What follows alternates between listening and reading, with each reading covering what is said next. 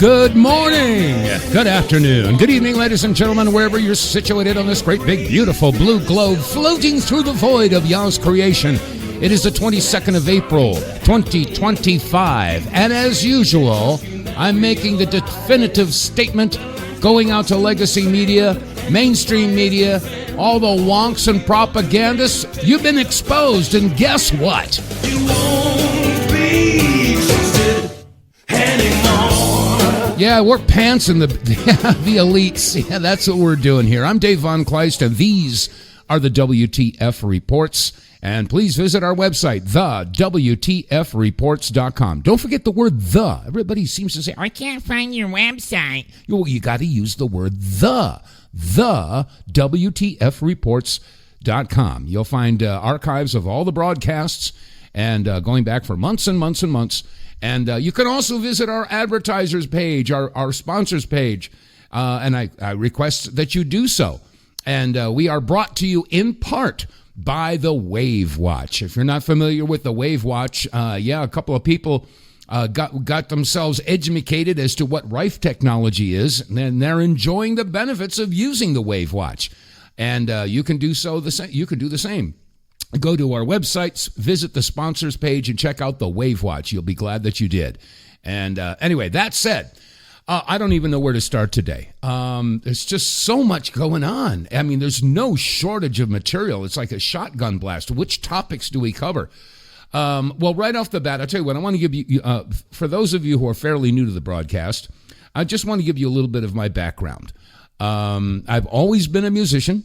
I sing, I play guitar, and I've had, I do vocals, narrations, commercials, many years as a radio and voice of television.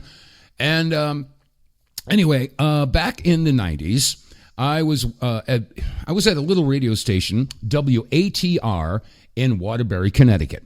And I was doing a talk show, and yes, I was being a bit controversial. Because while the rest of the country was focused in on O.J. Simpson, you remember the O.J. updates every 15 minutes? Yeah, well, when people tuned into my show, I came flat out and told them, hey, look, if you're looking for an O.J. update, turn the dial. I don't want your listenership. Because I was focusing on what happened in Oklahoma City on April 19th. Yes, it was 30 years ago, just last Friday, as a matter of fact. I was going to revisit that issue, but I got sidetracked with some other issues. But while I was focusing in on the Oklahoma City bombing and other controversial issues, I was also focusing in on what was going on with our veterans who had come back from the first Gulf War. The first one, that's the one with George Bush Sr. and Norman Schwarzkopf and Colin Powell and the coalition countries and Saddam Hussein and Kuwait and all that stuff. Well, our troops were coming home and they were very sick and they had all kinds of problems. Now, personally, I come from a family had a lot of people in the military. My dad was Air Force, and he was a pilot. He was a test pilot, trainer pilot, fighter pilot. He was Top Gun, as a matter of fact. He was, he was like Tom Cruise. He really was. And so, and then my stepmother, she was also Air Force. My aunt was a WAC during World War II, Women's Air Corps. Women's Air Corps. And my uncle was Navy. My grandfather was Army. So, I mean, I've had military around, and so I have a soft spot in my heart for people who serve in the military. And so I was looking into what was going on with all these troops coming back that were sick. And when I was doing the radio show in Waterbury, I had a guest on. Her name was Joyce Riley. And she and I, we really clicked. We were right on the same frequency when it came to veterans issues. Anyway, long story short, I ended up connecting and marrying Joyce. And the two of us we called ourselves the American Gulf War Veterans Association. And if you use the Wayback Machine, and I suggest you do, our website was gulfwarvets.com. And so you use the Wayback, look for gulfwarvets.com, and then go back about 22 years, the early 2000s. You'll come across tons and tons of documentation and all kinds of very good, valuable information if you're a veteran, whether it be from the Gulf War, the Vietnam War, whatever war. If you're a vet, there are lots and lots of resources there. But anyway, I'm making a long story short, or short story long, something like that.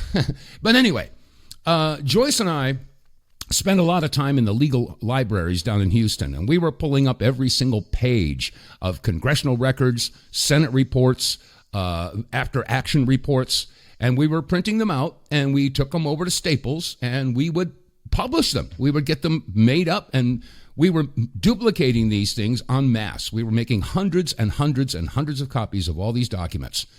And as a result, we were able to help a lot of veterans. Well, at one point, Joyce got a phone call, and she was invited to speak at the symposium for Gulf War veterans. It was I'm forgetting what the official title was. I don't know, the Symposium on Gulf War Syndrome or something. Joyce was calling it Gulf War illness. It wasn't a syndrome, it's an illness. So anyway, and she was on Art Bell. I don't know, for those of you older folks, you might remember Art Bell. She was on probably 24 times. And anyway, at one point, she was invited to speak at this symposium. So we went to San Antonio, and this is kind of interesting. So she stood up there. She was given 10 minutes. And they said, okay, well, Joyce Riley, come on up here and speak. And so she got up there and she says, thank you so much for the opportunity to address this prestigious council. And she focused in on Senator so-and-so, I forget the name. And she says, Senator so-and-so, you were on this panel in this Senate report. And I think it was Senate Report 10397, I think it was. I can't remember. But anyway, she says, you have this information because you sat on this panel, and I don't want to waste your time or mine going over information that you have, and I'm sure that you shared it with the rest of this prestigious panel, so I don't want to waste your time or mine. And then she said, Congressman so-and-so, here's congressional record, blah, blah, blah. And you were on this panel, and you're aware of all the information here about the chemicals and biologicals, et cetera, et cetera. And so I assume that you've shared this information with the rest of this panel, and I don't want to waste your time or mine going over information that you already have. And then she went up, to the guy in the military, Colonel so-and-so. I don't know who it was, but here's the after-action report that was from CENTCOM, and you're aware of the exposures of our troops to these different agents, and I'm sure you've shared this information with the rest of this prestigious panel, and I don't want to waste your time or mine going over and rehashing information that you already have. And then she looked at her watch. She says, well, gosh, I still have 7 minutes left. I'm going to turn the rest of my time over to my husband, and he's going to play a song for you. And they all looked at each other, and there were guys on the side talking into their sleeves and everything. I got my guitar, and I got up. And you can find the song if you go to YouTube. And the song was entitled, Where Are the Voices That Care? You can find it. And in that song, I name names. I give times and places. I mean, I pulled no punches in my lyrics and my music. And for those regular listeners that have looked me up on YouTube, checked out some of my music, you'll know exactly why some people say, Dave, your music could start riots. I say, yeah, maybe that's the point. But anyway, so I played the song. And about a week later, the transcript came out, and they had deleted the lyric from my song. And I was a bit miffed from that. I was kind of pissed off about it. But anyway, about a week after that, Joyce got another phone call. And we were, quote unquote, strongly invited to attend a meeting. So that's kind of interesting. Strongly invited? So anyway, we went back to San Antonio. We went to this meeting. And I don't know, it was a Sheraton or a Holiday Inn or something like that. But anyway, we get into this big room. There's maybe 60 or 70 people in there, and the doors closed, and then there were guys standing at the doors. Once the doors were closed, they weren't going to open again. But and then the presenter got up to the podium, and he basically said, ladies and gentlemen, before we get started, I want you all to know that if you're in this room right now, you have been thoroughly and completely vetted. We know exactly who you are. We know what you're doing, and we're honored to have you here. I was like, whoa, that's kind of cool. Anyway, he went on to explain what has happened to our country in the past, 150 some odd years. He explained about what happened in 1871 when the United States went bankrupt and incorporated. That's a long story in itself. So for those of you who want to do some research, just look up 1871, put in organic constitution. Anyway, you'll find it. So he went on to explain how the international bankers and the organized crime families and the industrialists had all basically gotten together and formed a plan, a pact, if you will, to take over this country. And what happened is, incrementally through decades, implementing this and that, the Federal Reserve Act, the 16th Amendment, the League of Nations, blah, blah, blah. And eventually we got to the point where John F. Kennedy was assassinated. And he pointed out that when Kennedy was assassinated, that was sort of like the last nail in the coffin. Because Kennedy, if you look at the history, what JFK was trying to do, he wanted to splinter the CIA into 1,000 pieces and cast them to the wind. He wanted to dismantle the military-industrial complex, which Eisenhower was warning us about. He also issued an executive order. I think it was, it was 0111, some number like that. But it was basically authorized the Treasury to start printing United States notes, $450 million in notes, and basically try to put the Federal Reserve out of business. And also, Kennedy was going up against Ben-Gurion. Israel was trying to put together a nuclear program. Kennedy was trying to have it inspected, and Ben-Gurion was really ticked off about that. So anyway, making a short story long, they were not too happy with Kennedy, and they took him out.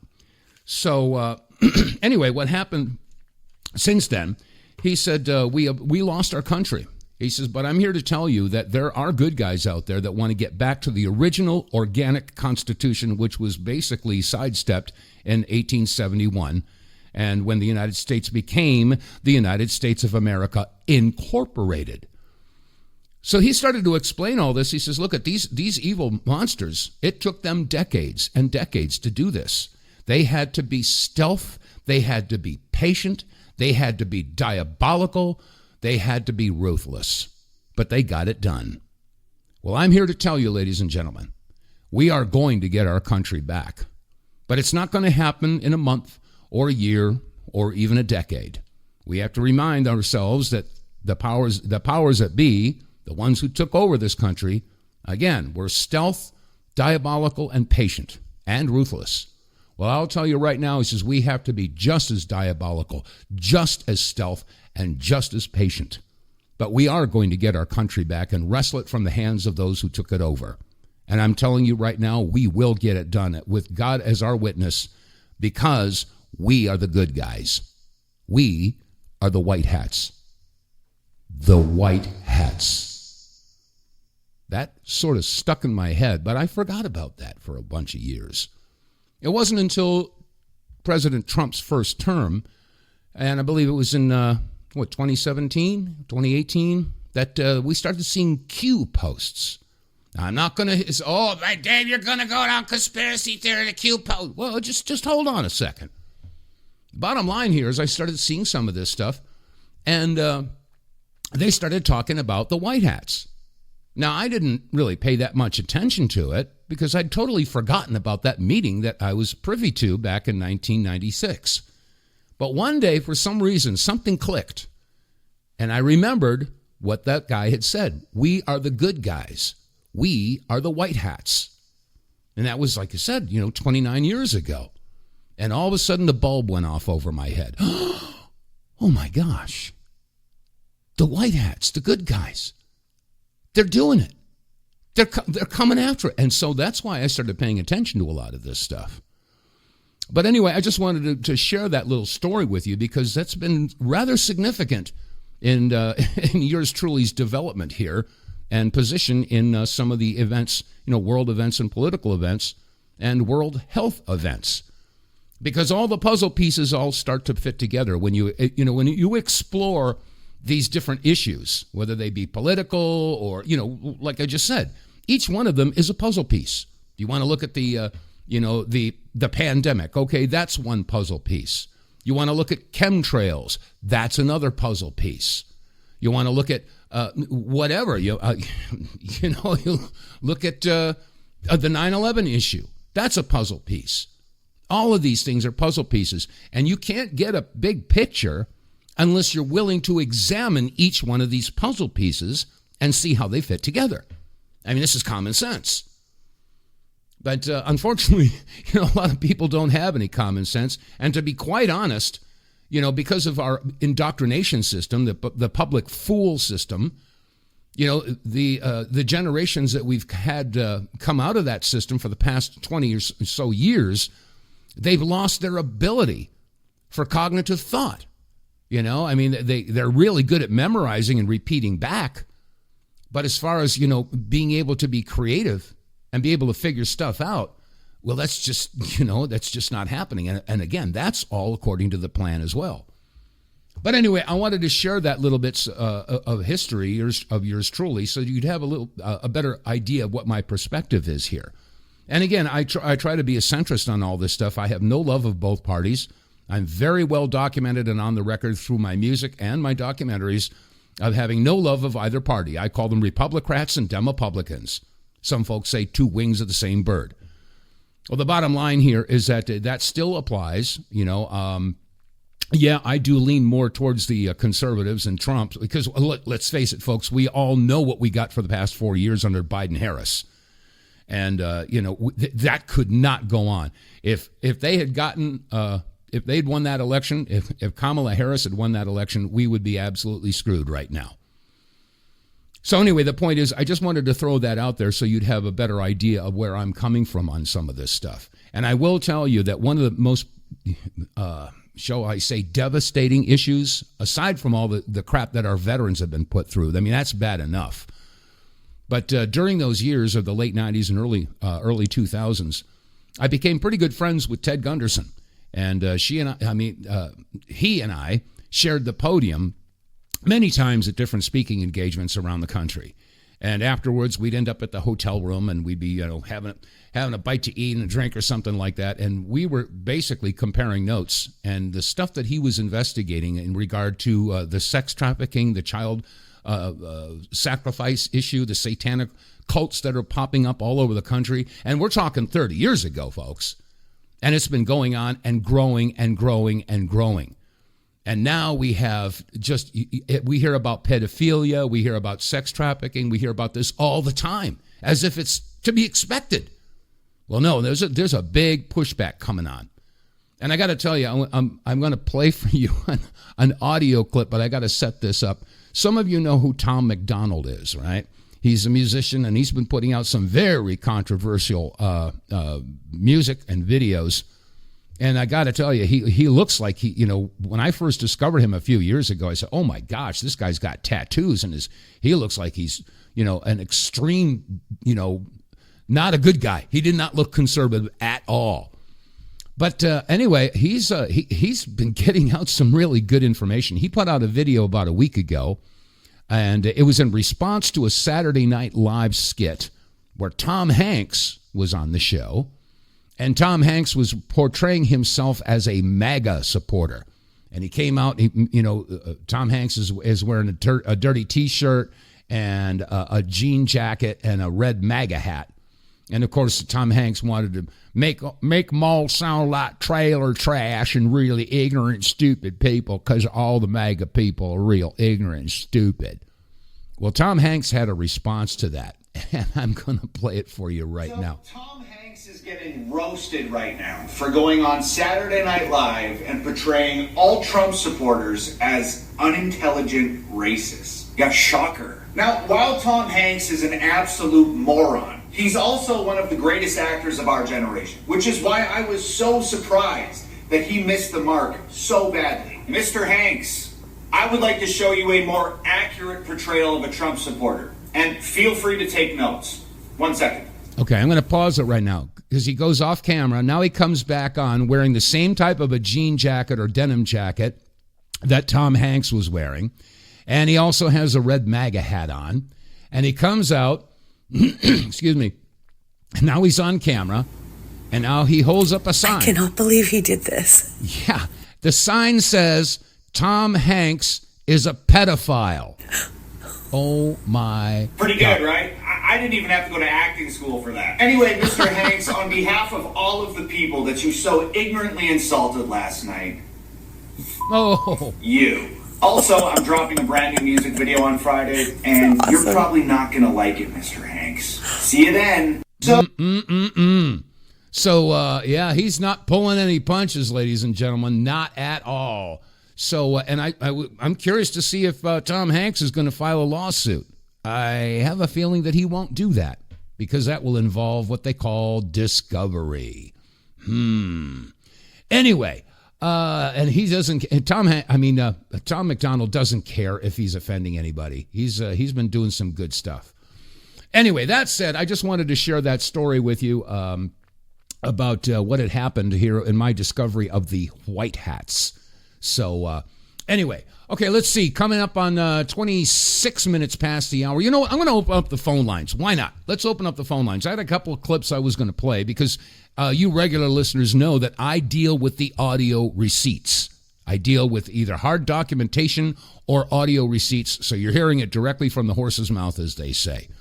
So anyway, if you got a comment that you'd like to throw at me, or you got a topic you want to explore, then give me a call, 215-867-8255. Again, that's 215-867-8255. And that, oh gosh, I have to open up the, I forgot to sign in. Okay, never mind. Hold off on that for now because I forgot to open up that program. I'll do that. Well, I'll tell you what, let's do this. I will run this, where is it? Here it is. I'll get this opened up. In the meantime, a little message from Get More Tank. Get More Tank will save you money every month on gas. Get More Tank is a tablet with active ingredients that adds big mileage to every tank. Made in America, the Get More Tank formula is used by trucking companies and heavy industry. Now the Get More Tank formula is available to you. Get More Tank works in any gas or diesel engine, cleans your engine, lowers emissions, and you'll feel improved engine performance every time you step on the gas. Get More Tank works for cars, trucks, boats, motorcycles, four-wheelers, mowers, and blowers. Hey, if you got an engine, then Get More Tank. Contractors, electricians, plumbers, painters, and lawn service companies, Get More Tank will save you money and extend the life of your engines. If you're an owner-operator running your big rig around the town or across the country, Get More Tank will save you money too. If you're a farmer, all of your equipment can use Get More Tank. A 5-pack on sale at GetMoreTank.com for just $22.22 plus shipping. Use the promo code REDPILL101 and get 10% off. Save your money, save your engine, save the earth at GetMoreTank.com. Get More Tank is EPA registered, doesn't void warranties, results vary. And you can get more tank by visiting our website, don't forget the WTFreports.com. Visit the sponsors page and you can get more tank. All right, that said, okay, I opened up the phone line now. It's 215-867-8255. Okay, I want to share with you while we're moving through this hour of broadcasting, I want to share with you an audio clip of Robert F. Kennedy. And it was recorded at a restaurant. They were in the middle of having dinner. And so there's a bunch of background noise. But listen carefully to what he says. Now, he was discussing the hokey pokey thingy dingy. Okay? Because I can't say the word, I'll get tagged in this free country. Yes, free speech. Anyway, listen carefully to what RFK Jr. had to say about this hokey pokey thingy dingy. Here it is. COVID-19 is targeted to attack Caucasians and black people. Okay, pause. He says it was designed to attack Caucasians and black people. And here's more. The people who are most immune are Ashkenazi Jews and Chinese. Okay, the people who are most immune are Ashkenazi Jews and Chinese. Interesting. But we don't know whether it was deliberately targeted that or not. But there are papers out there that show the racial and ethnic differential impact to that. We do know that the Chinese are spending hundreds of millions of dollars developing ethnic bioweapons, and we are developing ethnic bioweapons. That's what all those labs in the Ukraine are about. They're collecting Russian DNA. They're collecting Chinese DNA so that we can target people. Okay, so he's talking about ethnic and racial bioweapons. Let that sink in. He said that it was designed to attack Caucasians and black people, and the people most immune were Ashkenazi Jews and the Chinese. Now, while you're noodling on that, I'm going to use a little time travel here, take us back to the year 1994.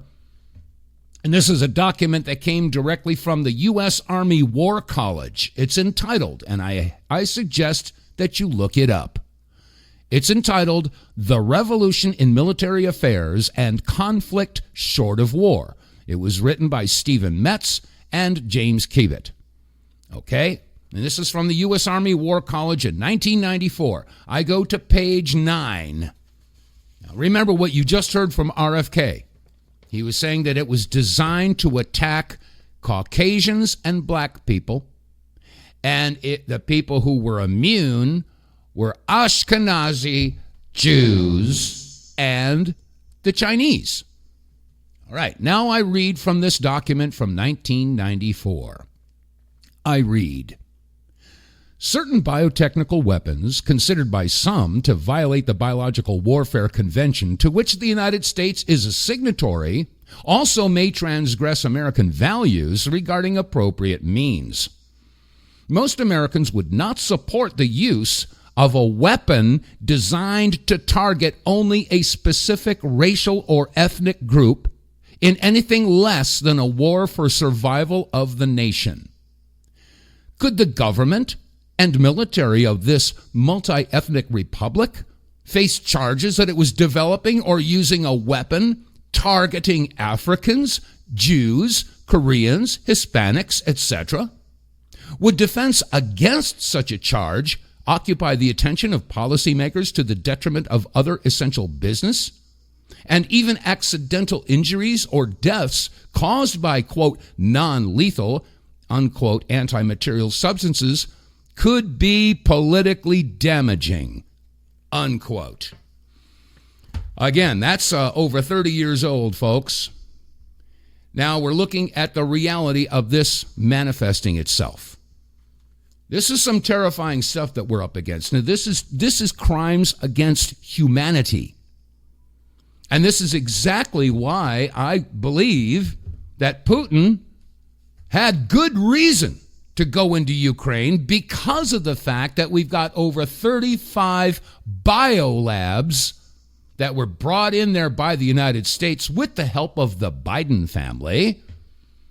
And they've got those biolabs all placed along the northern border of Ukraine, right up against Russia. Now, how would we feel, dear listeners, if we found out that Russia or China or some other country had set up a whole bunch of biological weapon laboratories right across the border, right up in Canada, or right across, right in Mexico? How would we feel about that? Would we be silent about it? I don't think so. So anyway, the Ukraine has got all these biolabs. That's one of the main reasons why Putin went in there. And when you take into consideration this, the attitude of these monsters, and of course the documentation I just shared with you from the U.S. Army War College, and with what you just heard from RFK, I could hopefully see how you might be understanding why Putin would be pretty PO'd and want to stop this. That's got nothing to do with the fact that the Azov Brigade, the Ukrainian Azov Brigade, was ethnically cleansing eastern Ukraine of all the indigenous Russians there. So anyway, I think he had pretty darn good reason to go in there and do that. And now, I'm not saying he's a good guy. I'm not saying all that, but I'll tell you like that, if I had to choose between Putin and Zelensky, I think that's a no-brainer. But anyway, I wanted to throw that on the table here and get your ears perked up, because, we're looking at some really incredible evil stuff going on. And it's not going away unless we get ourselves educated, and get ourselves more than educated. We have to be motivated. We have to get involved. We have to be vocal about it. We have to share what we've learned and hopefully wake up the masses. Now, there are some people out there that you can't wake them up. It ain't going to happen. We're talking about the extreme left, the progressives, that basically they've closed their eyes, they've plugged their ears, and they're going, la, la, la, la, la, la, la. They don't want to hear it. You can't argue with them. It's called Stockholm Syndrome. You can give documentation and hard evidence all day long, and they won't listen to it. I've got a couple of friends who have family members or spouses that are suffering with that real problem. You get to a point, where you have to realize, my gosh, maybe I was wrong about this. I've gone through that several times in my lifetime. I've had to stop and hit my own reset button. I found out that something that I believed very strongly was false. And that's hard. It's hard to get through that because, you got to deal with your pride and you got to deal with your ego. And then you got to, really take your new information and apply it to all the old stuff. And then you got to start cleaning out the closet, in your brain. Anyway, I've gone through that several times. And hopefully you have too. It's called growth. It's called learning something, I mean, I was very much, I was behind total gun control back, 40 years ago, right after John Lennon was assassinated. There was a full-page ad in the New York Times, and all these Hollywood stars and rock stars and everything had all signed on to this thing. They said, we got to get rid of all the guns. Take them all away. We can't do this.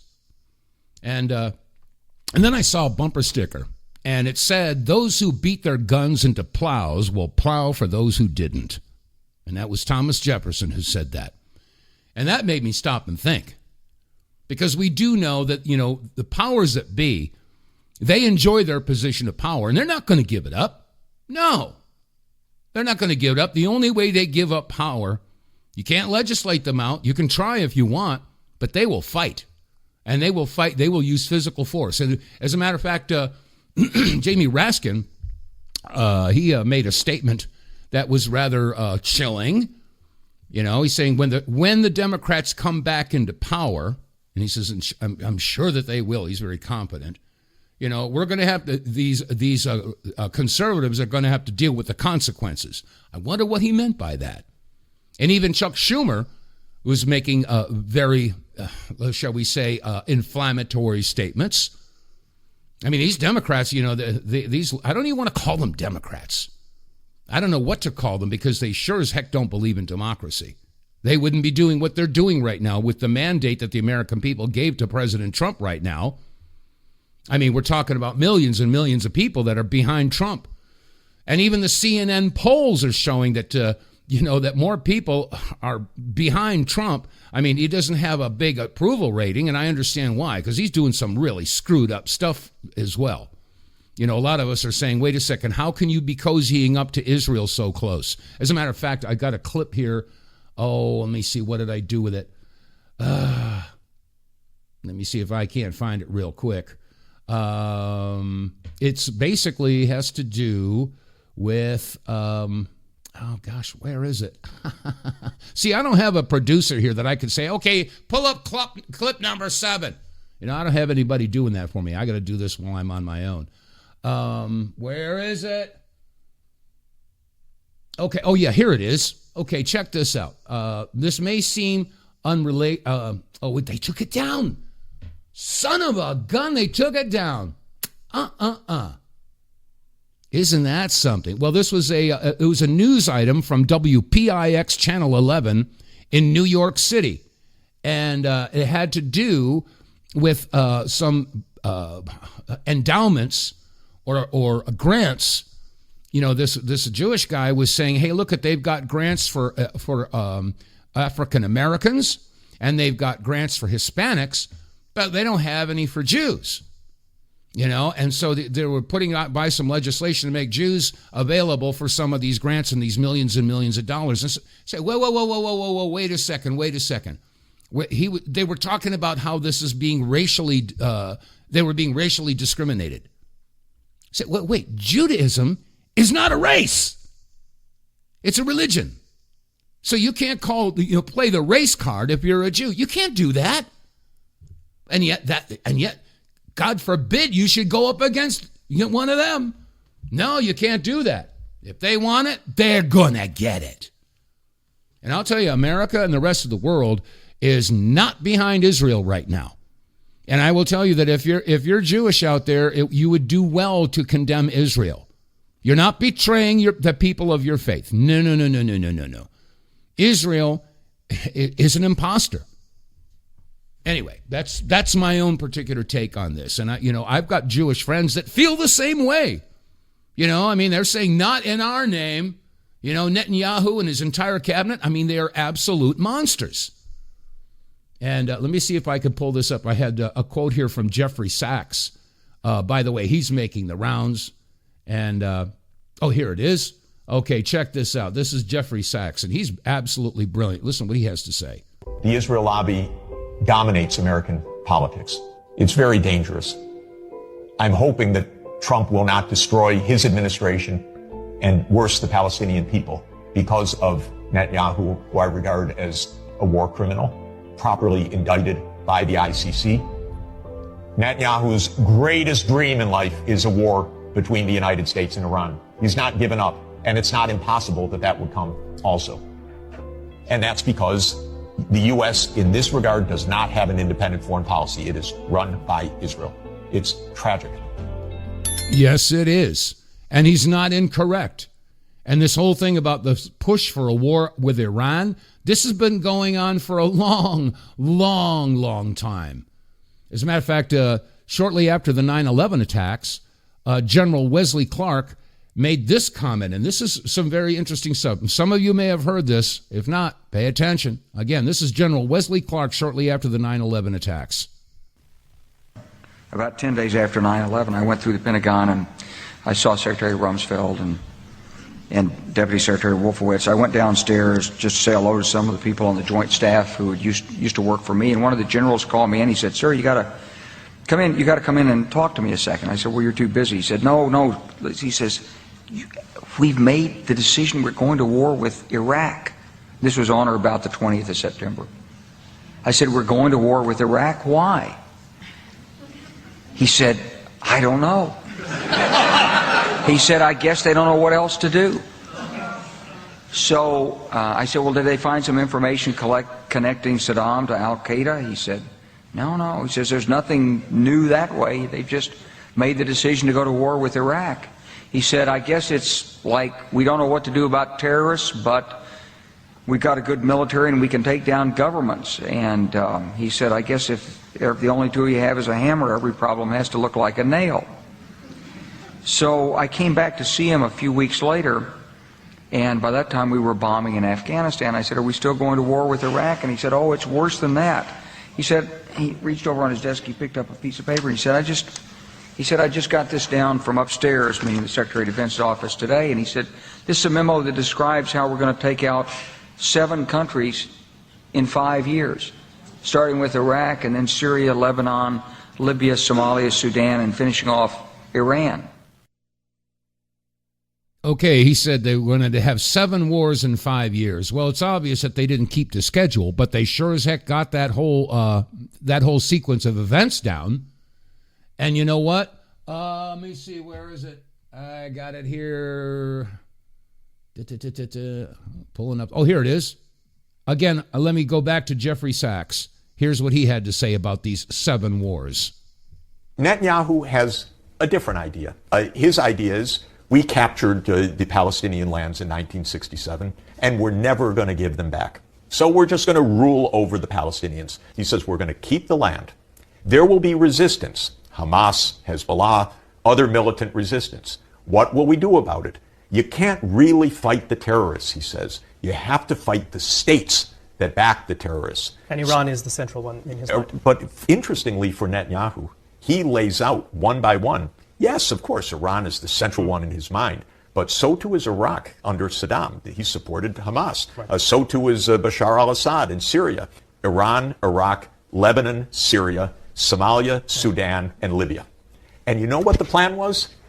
7 wars in 5 years. The U.S. using Israel? No. This is Israel using the U.S. as if our military is in their hands, which in effect it is. You take Wolfowitz and you take Feith and you take these neocons and you take Netanyahu. They game planned the whole thing out.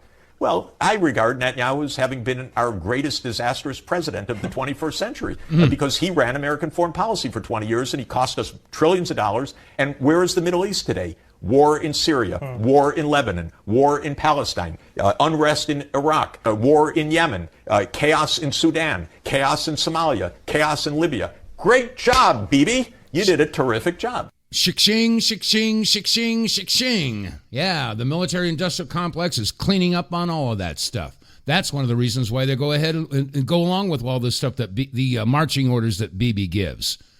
But I'll tell you, the rest of the world is not happy with us, and I don't blame them. I'm not happy with what's going on in this country either. And for the life of me, I'm trying to understand. I do understand that bribery, coercion, and blackmail play a very, very heavy role in our foreign and domestic policies.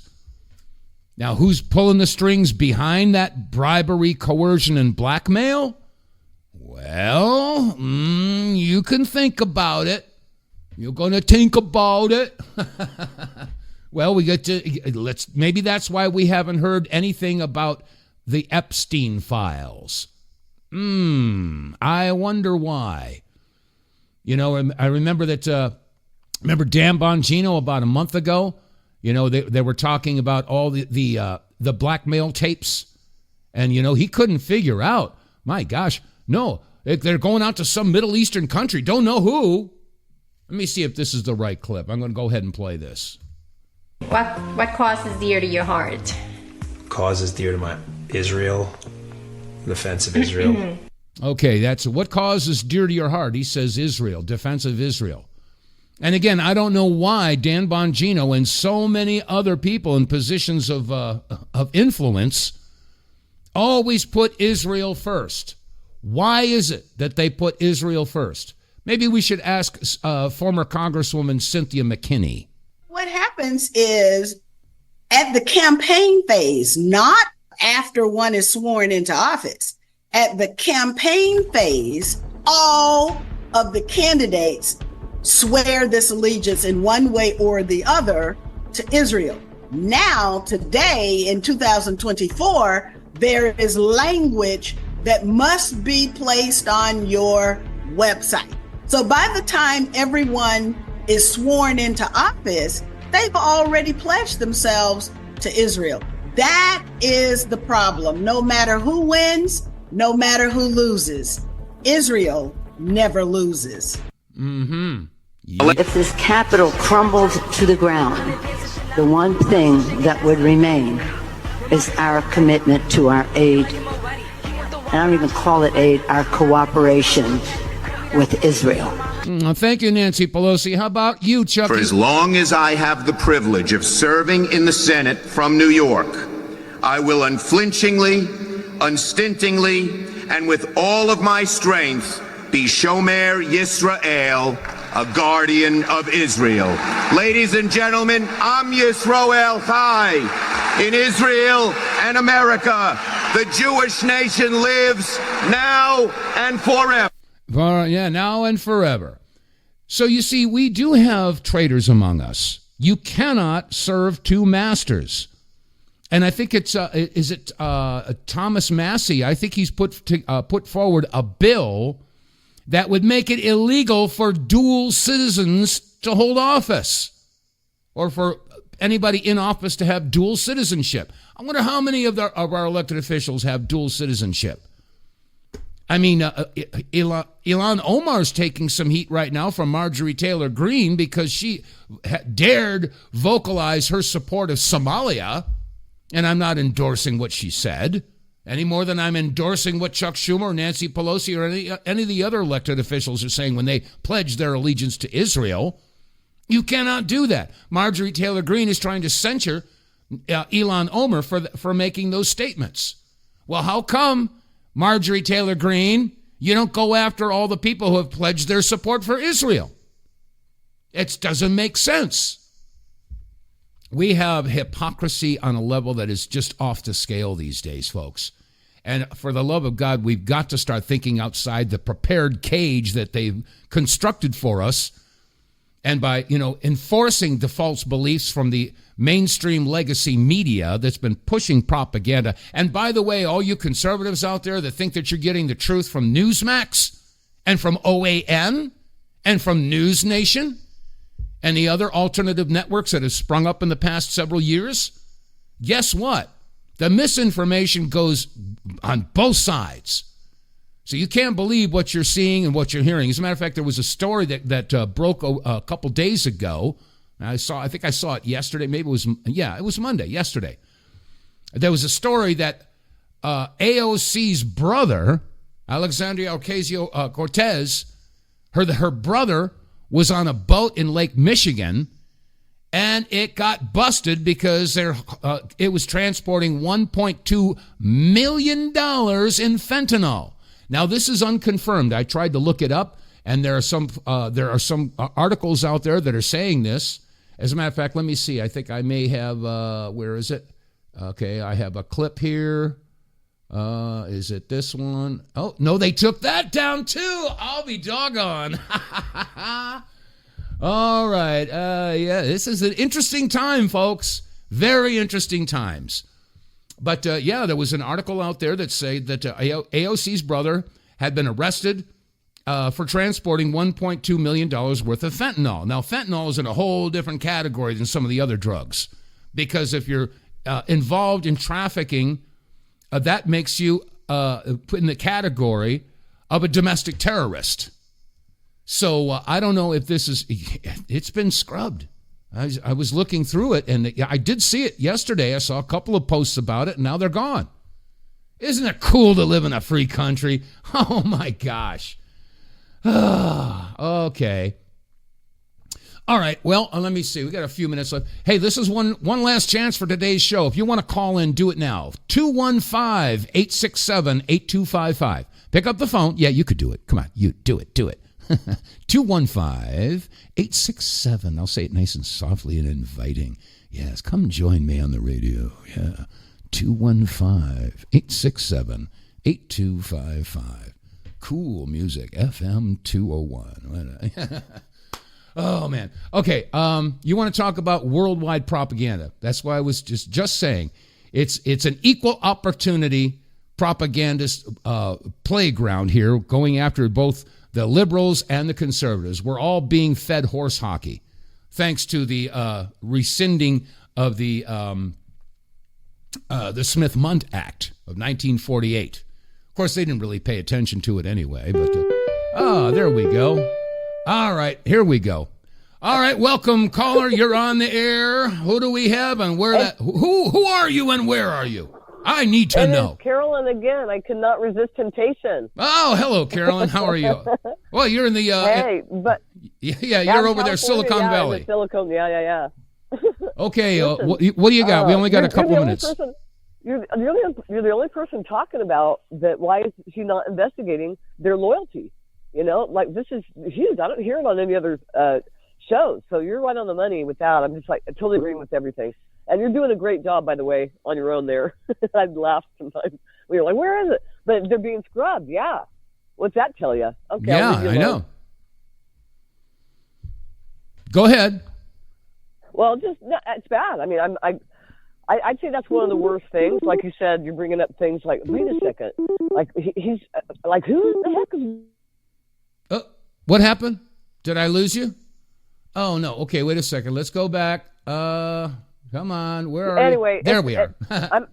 So just, hey, I just don't understand. As far as the war goes, like what you said, seven wars in 5 years. Right. Who's behind that? I mean, is it Israel or just in cahoots with the U.S.? I mean, who's the chicken or the egg? I mean, well, I don't know, but General Clark had said he had gotten the notice from quote unquote upstairs. So whoever was was calling the shots. So we don't know exactly whose plan it was to have 7 wars in 5 years. But I'm sure upstairs didn't mean God. Yeah, right. All right. Well, Carolyn. Well, thanks for your show. I'll let you go. Thank you so much. All right. Thank you for your listenership. I appreciate it. Okay. Let me see. I got one. Glad you're here. Okay, I got one other caller here. Let me see here. On hold is, let's see, I'm trying to figure out how to work this. Caller, if you're there, just stay there. Here we go. Okay, I think you're on. Okay, on hold. There it is. All right, caller, welcome to the broadcast. We've only got a couple of minutes. Who are you and where are you? Are you talking to me? I am talking to you. Welcome to the broadcast. Thank you for calling. Okay, hi there. Okay, very good. Okay, so you don't keep us on hold for half an hour like they do on terrestrial radio. Very good. Okay. My question for you, if you can handle it, if you have an answer right now, is do you anticipate that with Trump in office, that the FBI and the CIA are going to stick around?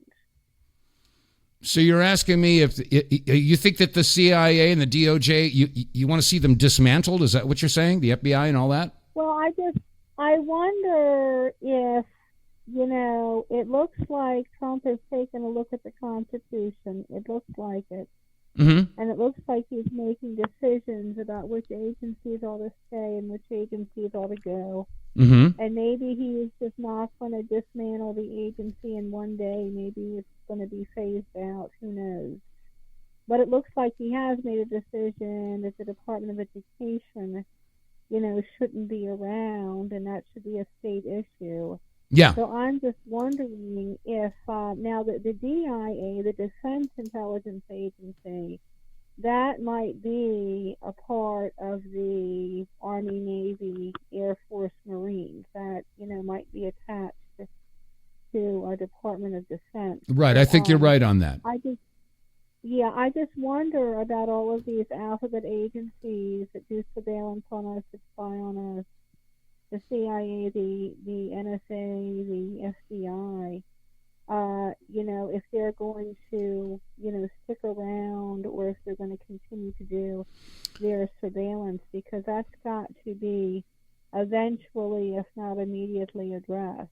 Well, I agree. And they do all kinds of stuff that, we don't, find out about years later, or that we don't know about. They probably are an additional generator of currency besides the Federal Reserve. They probably have the ability to circulate additional currency into the economy. Mm-hmm. So I just wonder if these alphabet agencies, how many of them are going to stick around if the plan is to get to constitutional government, if that's the goal.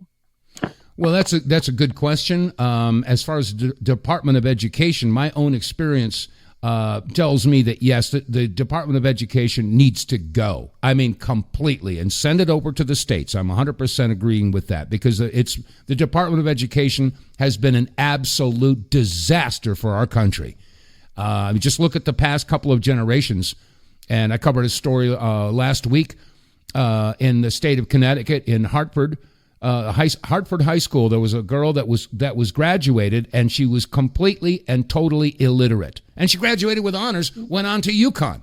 This is not the way we make a strong country. So the Department of Education's got to go. When it comes to the FBI, the CIA, I thoroughly believe, as Robert Steele, rest his soul, as he did, that the overwhelming majority of people in those organizations are good people. They're trying to do the best job that they can. However, as they say, stuff rises to the top, and they have become so corrupt. And the FBI, the CIA, there needs to be a shakedown. They have to clean house. We need to have agencies like that to be able to, process information and solve crime, et cetera, et cetera.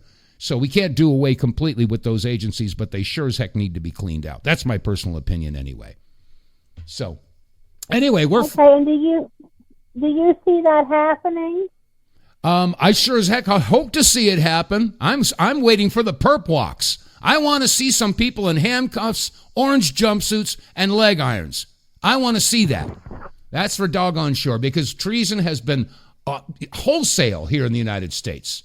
This is it's disgusting. Anyway, listen, I'm flat out of time. The music is about to start, and look out, here it comes. Oh, there it is. Oh, the dreaded music ending the show. Anyway, thank you so much for the call. God bless you, and hopefully you'll call in again. And we'll have to see if these agencies are going to get a shakedown or a total knockdown. Anyway, that said, folks, we're flat out of time for this Tuesday edition of the WTF Reports. Again, I humbly request that you visit our website, TheWTFReports.com. Do business with our advertisers and help us keep the lights on. All right, that said, I'll be back tomorrow, same time, same place, and we'll be shaking it up again. God bless you all. Stay safe and stay free. God bless you. We'll see you tomorrow. You won't